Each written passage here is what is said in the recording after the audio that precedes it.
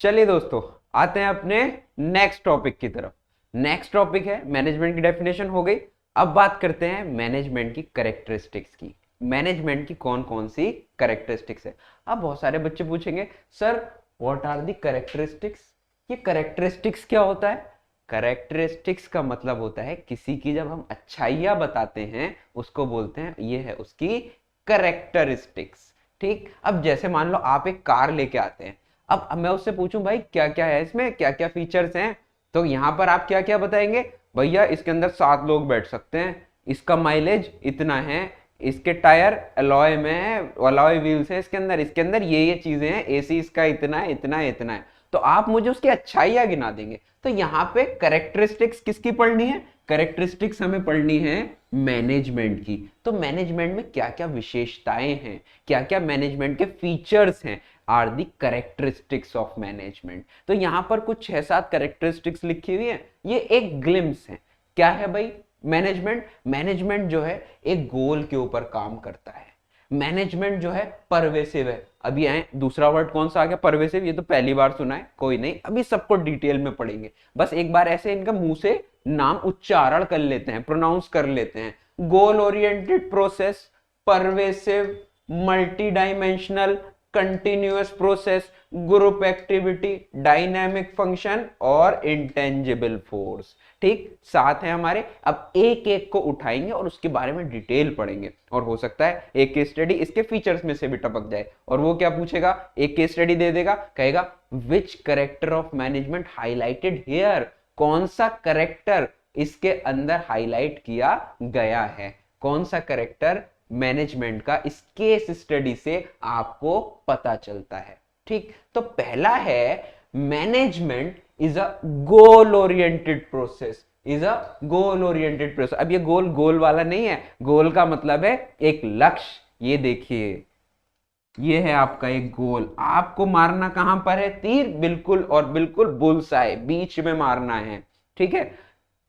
तो क्या कहता है, मैनेजमेंट जब भी आप करते हैं आपका एक लक्ष्य आपको प्लान करना होता है कि भाई मुझे काम ये करना है।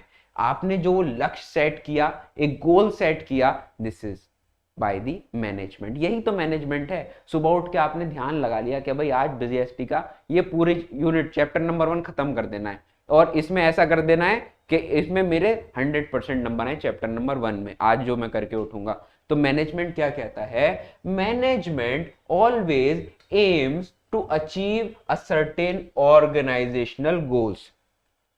आपको एक अपना गोल डिसाइड करना है, और अब सब लोग उस एम को, उस गोल को पूरा करने के लिए आगे बढ़ेंगे। ठीक, जैसे कि एक हमने एग्जांपल भी लगा दिया यहां पर। If a goal of XYZ limited is to increase the customers in 2021, then all managerial activities are directed towards this goals. अब ये मैनेजरियल एक्टिविटीज कौन सी हैं? क्या करना है, कब करना है, कौन लोग करेंगे, अगर कुछ आगे पीछे हो गया, हमने पढ़ा था ना, planning, organising, staffing, directing, controlling, वो सब मैनेजरियल एक्टिविटीज है। तो कहने का मतलब ये है, एक कंपनी है, उसने क्या टारगेट सेट किया अपना कि हमें अपने कस्टमर्स को इंक्रीज करना है। फॉर एग्जाम्पल, मेरी एक कंपनी है जिसके अंदर मैं फूड प्रोडक्ट्स बनाता हूँ, पैक्ड फूड प्रोडक्ट्स बनाता हूँ, आलू भुजिया, नमकीन, ये सब। अब मैंने अपने जो एम्प्लॉयज हैं उनसे कहा कि भाई हमें अपना कस्टमर्स को इंक्रीज करना है। तो अब कस्टमर्स इंक्रीज कैसे होंगे? कस्टमर्स इंक्रीज ऐसे होंगे, मैं उनके लिए अच्छे अच्छे ऑफर्स रखूंगा। एक बड़े पैकेट के साथ छोटा पैकेट फ्री, एक बहुत ज्यादा बड़े पैकेट के साथ दुबई का टूर फ्री। तो ऐसे हम कस्टमर्स को अट्रैक्ट करेंगे। गोल हमारा क्या है? कस्टमर्स इंक्रीज हो जाए। कोई तो ले ही लेगा। पहले 10 लोग लेते थे, अब वो कहेगा चलो पहले 100 ग्राम मिल रही थी, अब मुझे 150 ग्राम मिल रही है उतने ही पैसों में, तो मैं यही लेके चलता हूँ, मेहमानों के आगे रख दूंगा, खुश हो जाएंगे, पेट भर के खा के जाएंगे। तो हमेशा मैनेजमेंट क्या कहता है? Management is a goal oriented process. Management के अंदर हमेशा एक गोल सेट किया जाता है। दूसरा, मैनेजमेंट इज ऑल परवेसिव। क्या है? Management is all pervasive. अभी परवेसिव क्या होता है यार? परवेसिव क्या होता है? अरे यहाँ पे एक परवेसिव वर्ड लिखा है बड़ा सा, परवेसिव। परवेसिव का मतलब यहाँ पे क्या लिखा हुआ है? Everywhere, present. जैसे ऊपर वाला हर जगह है, ठीक वैसे ही मैनेजमेंट है, जहां मैनेजमेंट नहीं है वहां पे वो भी नहीं, ठीक।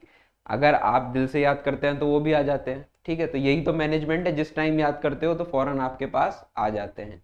तो मैनेजमेंट इज परवेसिव, मैनेजमेंट हर जगह है। अब मैनेजमेंट हर जगह है ये कैसे कहा? अब मैंने आपको बताया था मैनेजमेंट आपकी लाइफ में भी था, बस आपने नोटिस नहीं किया। आप 12th में आ गए तो आप नोटिस कर रहे हैं। मैनेजमेंट सुबह के बेड से उठने से रात को सोने तक मैनेजमेंट मैनेजमेंट है। तो मैनेजमेंट जरूरी नहीं सिर्फ एक ऑर्गेनाइजेशन में हो, सिर्फ बड़ी ऑर्गेनाइजेशन में हो, सिर्फ छोटी ऑर्गेनाइजेशन में हो, सिर्फ टॉल ऑर्गेनाइजेशन में हो, ऐसा नहीं है। मैनेजमेंट हर जगह है। जहां मैनेजमेंट नहीं वो ऑर्गेनाइजेशन ही नहीं चलेगी। इवन अगर आपके घर में मैनेजमेंट नहीं तो घर भी नहीं चल सकता। कोई कितने बजे उठ रहा है, कितने बजे खा रहा है, तो फिर वो उसका फायदा क्या? मैनेजमेंट छोटी ऑर्गेनाइजेशन हो, बड़ी ऑर्गेनाइजेशन हो, ऑर्गेनाइजेशन बिजनेस की हो, नॉन बिजनेस की हो, एनजीओ हो, घर हो, हर जगह मैनेजमेंट जरूरी है। मैनेजमेंट इज यूनिवर्सल कॉन्सेप्ट, सब जगह, ठीक है, and is required in all organisations. अब देखिए यहाँ पे ऑल ऑर्गेनाइजेशन कह रहा है, वेदर वो छोटी हो, बड़ी हो, बिजनेस हो, नॉन बिजनेस हो, हर जगह आपके लिए मैनेजमेंट जरूरी है, ठीक है। So management is an essential element of every organisation in the whole world. हर जगह पर मैनेजमेंट जरूरी है, ठीक है जी।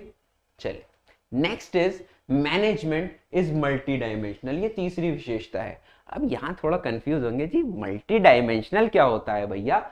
मल्टी डायमेंशनल का मतलब है जिसकी डायमेंशंस एक से ज्यादा हो। अभी डायमेंशन क्या होती है? ट्रायंगल बना है, ट्रायंगल की ये जो है ये डायमेंशन है। मतलब सिर्फ एक चीज पे मैनेजमेंट काम नहीं करता, मैनेजमेंट कई सारी चीजों को मैनेज करता है। अगर मैं कहूं सिर्फ मुझे उठना है 7 बजे, बस इतना ही, सोना भी तो पड़ेगा, खाना भी तो पड़ेगा, तो कई चीजों को मैनेज करना है। हाँ, when to sleep, when to wake up, when to eat, when to study, ये सब मैनेजमेंट करना है ना।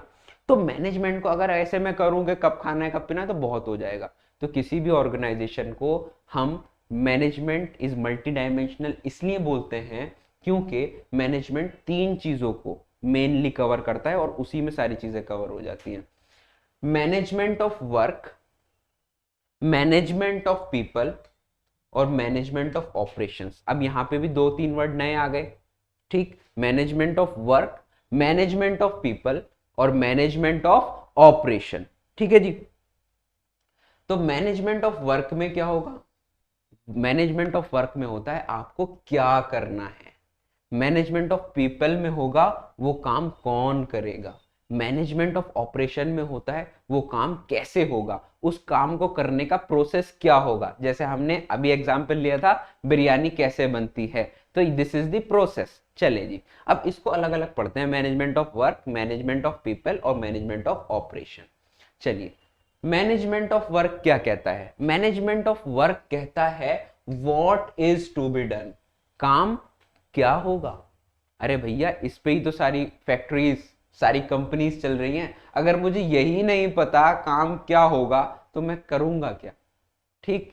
एक मेरे घर के बराबर में एक फैक्ट्री है जिसके अंदर शूज बनते हैं, तो उसको काम पता है ना शूज बनाने हैं, वो जो प्रोसेस होगा वो बताएंगे, लेकिन पहले तो उसको काम पता होना चाहिए कि भाई टीचर है इसका काम पढ़ाने का है, ये डॉक्टर है इसका काम ट्रीट करने का है, ये रेस्टोरेंट है तो ये लोगों को खाना बेचेगा। काम हमें डिसाइड कर लिया। अब जैसे एक पीछे पिक्चर लगी हुई है चाय की, काम क्या होगा? हमने एग्जाम्पल ले लिया कि भाई एक हमें कैफे खोलना है, उसके अंदर हम चाय बनाएंगे। काम क्या करना है? चाय बनानी है। What is to be done, हमें चाय बनानी है, ठीक है जी। तो हर ऑर्गेनाइजेशन को पता होता है। तो मैनेजमेंट ऑफ वर्क कहता है पहले हमें यह पता होना चाहिए कि काम क्या करना है। अब जब काम पता चल गया कि भाई क्या करना है, अब वो काम करेगा कौन? जैसे कि मैंने कहा अगर एक पेशेंट को ट्रीट कराना है तो डॉक्टर को लेके आएंगे, ठीक। किसी बच्चे को पढ़ाना है तो टीचर को लेके आएंगे। वैसे ही मेरे दिमाग में आया था मैं चाय का कैफे खोलूंगा, तो चाय के लिए मुझे तो बनानी आती नहीं, बस मेरे पास पैसा है, मैं एक कैफे खोलना चाहता हूं, लेकिन तो उसको बनाने के लिए एक्सपर्ट्स लेके आऊंगा। तो जो एक्सपर्ट बंदा है अपनी इंडस्ट्री का, उससे हम बनवाएंगे चाय। कॉफी अगर कैफे होता, कॉफी कैफे, तो कॉफी वाले बंदे लेके आते, ठीक। तो इसका मतलब जिसका काम उसी को साजे, जो एक्सपर्ट बंदा है अपने काम का हम उसको अपॉइंट कर देंगे, mister please do this work. ठीक है, तो मैनेजमेंट ऑफ वर्क में क्या काम करना है, मैनेजमेंट ऑफ पीपल वो काम कौन करेगा, ऑब्वियस है एक्सपर्ट ही करेगा उस चीज का। अदरवाइज अगर आप एक्सपर्ट अपॉइंट नहीं करते हैं तो आपकी रिसोर्सेज वेस्ट हो जाती है। ठीक है, अब आता है मैनेजमेंट ऑफ ऑपरेशन। ये थोड़ा दिमाग लगाने वाला है, ये आपने पहली बार आज पढ़ोगे। मैनेजमेंट ऑफ ऑपरेशन का मतलब होता है कि वो काम कैसे होगा, हाउ टू डू इट, काम को कैसे करना है। ठीक, अब मैंने एक एग्जाम्पल लिया था शुरू में, मुझे छत पे जाना है, 3 फ्लोर का मेरा घर है, तो पहला फ्लोर क्रॉस करूंगा, सेकंड फ्लोर क्रॉस करूंगा, थर्ड फ्लोर क्रॉस करूंगा, फिर मैं छत पे पहुंचूंगा। हैं, तो अगर यहां पर मैं कहूं नहीं पहले तुम तीसरे पे जाओ, फिर पहले पे आओ, फिर छत पे जाओ, तो ये तो पॉसिबल नहीं है, छत तो तीसरे के बाद ही आएगी। ऐसे ही अगर मुझे चाय बनानी है, चाय का एक प्रोसेस होता है बनाने का। बेसिकली मैनेजमेंट ऑफ ऑपरेशन में हम पढ़ते हैं कि प्रोडक्शन का प्रोसेस क्या है। तो जैसे कि चाय का एग्जांपल लिया, चाय का कैफे खोलना है, अपॉइंट भी कर लिया बंदा, अब चाय बनेगी कैसे वो हमें बताएगा कि भैया ऐसे चाय बनेगी। अगर ऐसे नहीं किया, अब मैं जाते ही उसके आगे लेके कप खड़ा हो जाऊं, भैया इसमें चाय डाल दो, तो कहेगा भाई बनने तो दे, ऐसे थोड़ी कि एकदम ही मैं चाय डाल के दे दूंगा। तो चाय का प्रोसेस क्या होता है आपको ही पता है, वो तो पानी लेते हैं, उबालते हैं, उसमें चाय पत्ती डालते हैं, दूध डालते हैं, चीनी डालते हैं, फिर बहुत अच्छे करके बॉईल करते हैं, फिर उसको सर्व करते हैं अपने बिस्किट्स के साथ में। और बिस्किट्स तो आपको पता है कौन से वाले खाते हैं। ठीक, तो ये होता है एक प्रोसेस। मैनेजमेंट ऑफ ऑपरेशन का मतलब कि काम को कैसे करना है। ठीक है जी, चलिए यहां पे हुए तीनों हमारे, मैनेजमेंट इज मल्टी डायमेंशनल। अब आते हैं management is a continuous process. Management क्या है, कंटिन्यूअस प्रोसेस। अब यार ये कंटिन्यूअस प्रोसेस क्या होता है, कंटिन्यूटी का मतलब कहीं तो पढ़ा था। कंटिन्यूअस का मतलब होता है जो काम एक कंटिन्यूटी में चलता है। अब आप कहोगे सर ये कंटिन्यूटी में क्यों चलता है, चलो जी आपके फिर खाने वाले एग्जाम्पल पे आते हैं।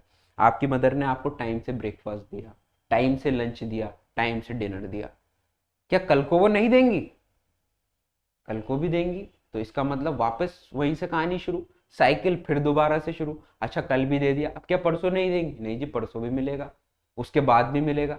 तो ये जो प्रोसेस है मैनेजमेंट का, रोज उनको एक नया मैनेजमेंट करना पड़ रहा है कि भाई बच्चा हमारा क्या खाएगा, कब खाएगा, कितने बजे खाएगा।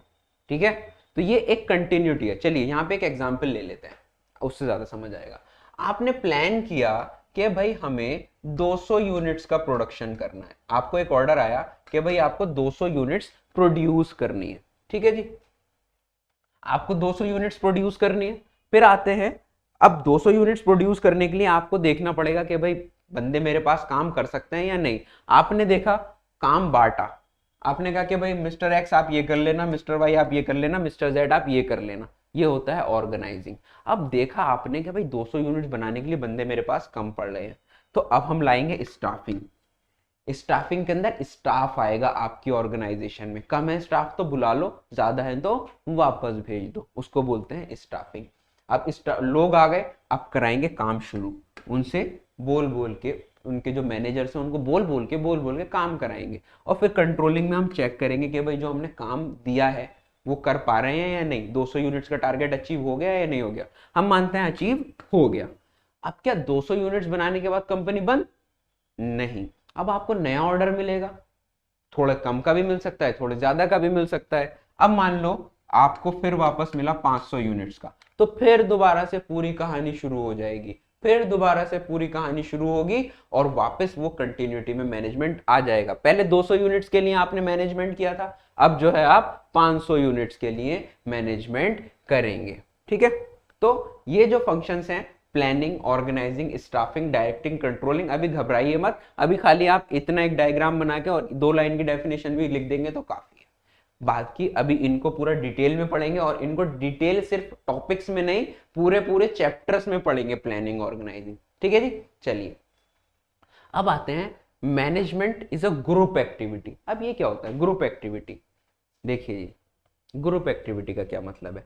हम लोगों को, चलिए एक स्कूल का आपका एग्जाम्पल ले लेते हैं।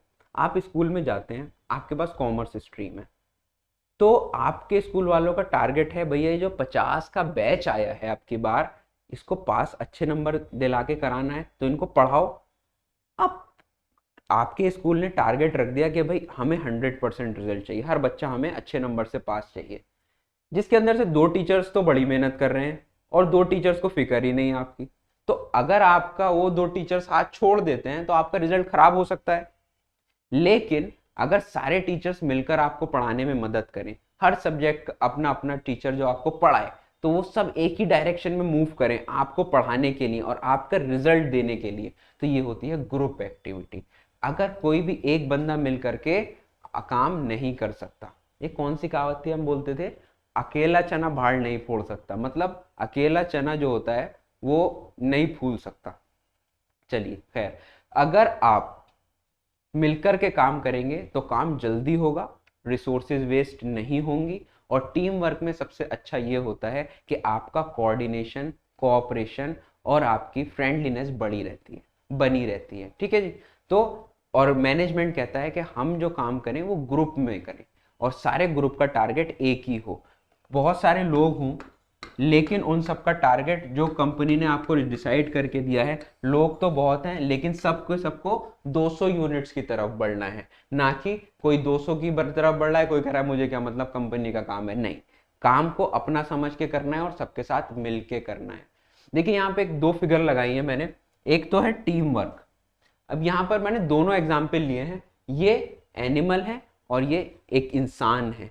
तो जो ग्रुप एक्टिविटी सिर्फ मैनेजमेंट में इंसानों के लिए नहीं, जानवरों के लिए भी उतनी महत्वपूर्ण है। सबसे अच्छा एग्जांपल चींटियों का लगा मुझे, क्योंकि ये बड़ी लोग टीम वर्क में काम करते हैं। टीम वर्क में कैसे, देखिए ये अभी आपको लग रहा है ये खाली खड़ी है, नहीं, जब इधर से ये बंदा छोड़ेगा तो ये इसका भार जो है थोड़ा इस पे डाइवर्ट हो जाएगा। तो ये लोग ग्रुप में काम करते हैं। अगर काम ग्रुप में नहीं होगा तो इतनी बड़ी चीज कोई भी अकेला बंदा नहीं उठा सकता। अब यहाँ पे ये लोग कुछ बना रहे हैं, यहाँ पर ये लोग कुछ बना रहे हैं, अब इसका यहाँ से यहाँ तक स्पेस बहुत ज्यादा है, अगर वो देगा कोई डंडा, कोई सरिया, तो वो ऊपर तक नहीं पहुंच सकता। तो इन्होंने एक दूसरे को दे रहे हैं, पास ऑन कर रहे हैं, और लास्ट में अगर ऊपर जाना हो ऊपर, नीचे जाना हो नीचे। तो अगर ये बीच में से कुछ लोग हटा दूं तो काम नहीं हो पाएगा। तो मैनेजमेंट को भी ऐसा ही होना होता है। मैनेजमेंट यही कहता है कि काम को एक टीम में कीजिए, एक ग्रुप में कीजिए। ठीक है, वसुधैव कुटुंबकम। चलिए जी, management is a dynamic function. ये बड़ा प्यारा फंक्शन है, मुझे बहुत अच्छा लगता है। डायनेमिक का मतलब क्या होता है? डायनेमिक का मतलब है माहौल के अनुसार अपने आप को ढाल लेना। कैसे? माहौल जैसा है वैसा थोड़ा अपने आप को ढाल लो। ज्यादा स्टिफ रहोगे ना, नहीं भाई हम तो चेंज नहीं होंगे, हम तो जैसे हैं वैसे, नहीं, ऐसा मजा नहीं आएगा। जैसा थोड़ा माहौल है थोड़ा अपने आप को ढाल लीजिए, उसी के हिसाब से थोड़ा फ्लेक्सिबल होना अच्छा है। जैसा एनवायरनमेंट चल रहा है उसके हिसाब से फ्लेक्सिबल होना अच्छा है। अब जैसे बहुत सारे बच्चे ऑनलाइन क्लासेस को अवॉइड करते हैं, लेकिन बहुत सारे बच्चों ने क्लासेस के हिसाब से, ऑनलाइन क्लासेस के हिसाब से अपने आप को ढाल लिया। जैसे उनको पास कोर्स आया और उससे वो बड़ा अच्छा फायदा भी उठा रहे हैं, बड़ा अच्छा स्कोर भी कर रहे हैं। ठीक, तो माहौल के हिसाब से अपने आप को ढाल लेना एक बहुत अच्छी बात है। इसी को बोलते हैं डायनेमिक फंक्शन। डायनेमिक का मतलब थोड़ा, अब जैसा एनवायरनमेंट चल रहा है, आपने देखा गर्मी ज्यादा है आज तो थोड़े हल्के कपड़े पहन लिए, आपने देखा बारिश है तो रेन कोट पहन लिया, ठीक, आपने देखा बहुत ज्यादा सर्दी है तो एक जैकेट पहन ली। तो ये होता है डायनेमिक फंक्शन। तो मैनेजमेंट भी यही कहता है कि आपने अपने जो गोल्स वगैरह हैं, आपने जो ऑर्गेनाइजेशन है, उसको एनवायरनमेंट के हिसाब से सेट करना है। जैसा देश वैसा भेष। ठीक, तो ये क्या कहता है? To survive and grow an organisation must adapt itself and its goal as per the change environment. जैसा एनवायरनमेंट है वैसा आप काम कीजिए। ठीक, यहाँ पे हमने एक एग्जाम्पल लिया है, इससे आपको ज्यादा अच्छा समझ आएगा। भाई जब नवरात्र चलते हैं तो बहुत सारे लोग लहसुन और प्याज खाना भी बंद कर देते हैं। तो हमारे इंडिया में जब आप देखेंगे बड़े अच्छे अच्छे रेस्टोरेंट्स भी उन नवरात्रों में 9-10 दिन में जो है अपने यहाँ पर लहसुन और प्याज के बिना खाना बनाते हैं और वो सर्व करते हैं। क्यों? क्योंकि वो एनवायरनमेंट की डिमांड है। अगर आप लहसुन प्याज का इस्तेमाल करेंगे तो आपके कस्टमर्स चले जाएंगे। कस्टमर्स तो वही है ना जो पहले लहसुन प्याज खाते थे, अब नहीं खा रहे हैं 9-10 दिन के लिए। तो भाई रेस्टोरेंट भी वैसे ही उन्हें सर्व कर रहा है, 9-10 दिन बाद फिर लहसुन प्याज का यूज करना शुरू कर देगा। ठीक, तो यहाँ पे एक फिगर है, plan A, plan B, plan C. A काम नहीं किया, बी काम नहीं किया, सी फिट बैठ रहा है, तो उस एनवायरनमेंट में सी को हमने फिट बैठा दिया। ठीक है जी। तो उम्मीद करता हूं डायनेमिक फंक्शन आपको समझ में आ गया होगा। चलिए आगे चलते हैं। Management is N intangible force. अब ये इंटेंजिबल क्या होता है? अगर कॉमर्स से हैं तो बात समझ आ जाएगी। इंटेंजिबल का मतलब होता है जो चीज दिखती नहीं है, जो चीज दिखती नहीं है। ठीक, तो मैनेजमेंट भी दिखता नहीं है, लेकिन जब काम पूरा हो जाता है लगता है यार ये हुआ कैसे, काम हो कैसे गया। तो यही तो मैनेजमेंट है। आप सुबह पहुंचते हैं, आपका रिजल्ट आ जाता, चलिए रिजल्ट का ले लेते हैं। आपका रिजल्ट आता है, आपको कहीं भी ये नहीं दिखा कि आपने मैनेजमेंट कब किया। अरे टाइम से उठ के क्लासेस ली हैं, टाइम से उठ के स्कूल गए हो, टाइम से वापस आए हो, प्रैक्टिस की है, क्वेश्चंस आंसर्स एमसीक्यूज ये सब किया है, तभी तो आपका रिजल्ट अच्छा आया है, तभी तो आपने मेहनत की। लेकिन मेहनत कहीं आपने, मैनेजमेंट नहीं दिखा आपको। लेकिन जब उसका रिजल्ट आता है तो मैनेजमेंट हमें तब फील होता है। यहाँ पे एक ये बच्चा कह रहा है इनविजिबल येट प्रेजेंट, दिखता तो नहीं है लेकिन प्रेजेंस उसकी फील हो जाती है। जब काम पूरा होता है ना तो लगता है हाँ भाई हुआ है, काम हुआ है। तो मैनेजमेंट जो है दिखता नहीं है पर मैनेजमेंट है। अब इसकी केस स्टडीज कर लेते हैं। इन एन ऑर्गेनाइजेशन, चलिए इससे पहले एक बार रिवाइज कर लेते हैं।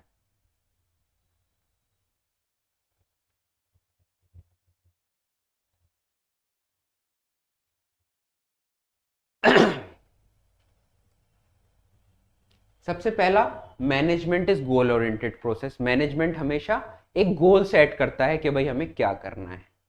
दूसरा, management is all pervasive. Management छोटी हो या बड़ी ऑर्गेनाइजेशन हो, सब में प्रेजेंट है। हर किसी ऑर्गेनाइजेशन को मैनेजमेंट करने की जरूरत है। फिर उसके बाद आता है management is multi dimensional. Management of work, management of people, management of operation.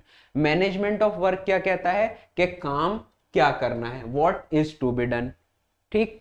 Management of people कहता है कि कौन काम करेगा, जो बंदा एक्सपर्ट है वही तो काम करेगा। मैनेजमेंट ऑफ ऑपरेशन कहता है कि काम को कैसे करना है, उसका प्रोसेस, प्रोडक्शन का प्रोसेस बताता है। ठीक। Management is a continuous process. आपने किसी एक बार एक दिन मैनेज किया, अब अगली बार फिर नया टारगेट के साथ आप शुरू करेंगे, तो मैनेजमेंट इज कंटिन्यूअस प्रोसेस। ठीक है जी। Management is group activity. Management जो है ग्रुप एक्टिविटी का काम है, पूरे ग्रुप को मिलकर के काम करना है, अकेले बंदे के बस की बात नहीं है। और टारगेट्स भी अचीव तभी होंगे जब सारे लोग एक ही दिशा में आगे बढ़े। ठीक। और फिर आता है मैनेजमेंट इज डायनेमिक फंक्शन। जैसा जैसा वक्त का, जैसे समय की डिमांड है, अपने आप को थोड़ा बहुत वैसा ढाल लीजिए।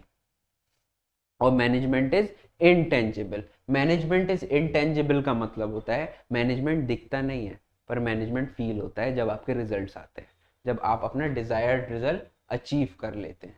चलिए तो अब आते हैं केस स्टडी पे। In an organisation employees are happy. Employees क्या है, खुश हैं। And satisfied. There is no chaos, कोई परेशानी नहीं है। And the effect of management is noticeable. अब यहाँ पे क्या बात कही गई, जो मैनेजमेंट का इफेक्ट है, मतलब जो रिजल्ट्स आ रहे हैं, सब लोग अच्छे से काम कर रहे हैं, कोई परेशानी नहीं है, तो यहाँ पर नोटिसेबल है। आप नोटिस कर सकते हैं कि भाई मैनेजमेंट की वजह से हो रहा है। तो यही तो हमने बताया था लास्ट वाले में। विच कैरेक्टरिस्टिक, अब यहाँ पे केस स्टडी कैसे पूछेगा, कौन सी कैरेक्टरिस्टिक मैनेजमेंट की हाईलाइट की गई है इस स्टेटमेंट में। हमने क्या कहा था, मैनेजमेंट दिखता नहीं है लेकिन फील होता है, नोटिस आप करते हैं। तो मैनेजमेंट इज इंटेंजिबल फोर्स, ये हो गया इसका आंसर। दिख नहीं रहा है लेकिन हमें फील हो रहा है। चलिए जी दूसरी केस स्टडी पे आते हैं। Management activities are performed in all types of organisation. Management की एक्टिविटीज सारी तरह की ऑर्गेनाइजेशन में की जाती हैं। In all departments and at all levels. Management हर जगह पे, हर डिपार्टमेंट में, हर लेवल पे परफॉर्म होता है। तो ये मैनेजमेंट की कौन सी कैरेक्टरिस्टिक है, कौन सा कैरेक्टर है ये मैनेजमेंट का। तो हमने बोला था management is all pervasive. Management कैसा है, मैनेजमेंट हर जगह प्रेजेंट है, इट इज यूनिवर्सल। ठीक है, अब आते हैं नेक्स्ट केस स्टडी पे। नेक्स्ट केस स्टडी कहती है, in order to be successful an organisation must change its goal according to the need of environment. मैंने कहा था बड़ा अच्छा है ये वाला। जैसे अगर आपको सक्सेसफुल होना है तो हमें अपने आप को वैसे ढालना है जैसा एनवायरनमेंट है, जैसा देश वैसा भेष।